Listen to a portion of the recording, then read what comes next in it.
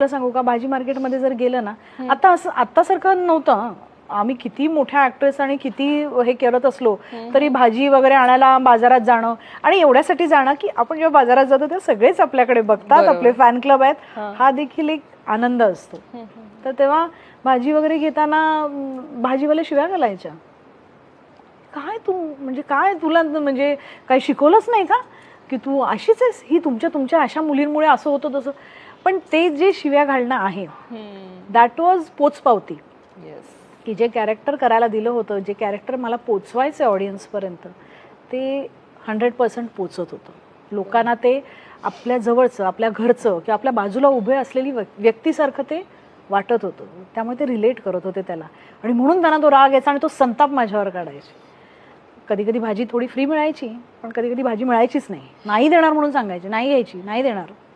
अरे बाप रे.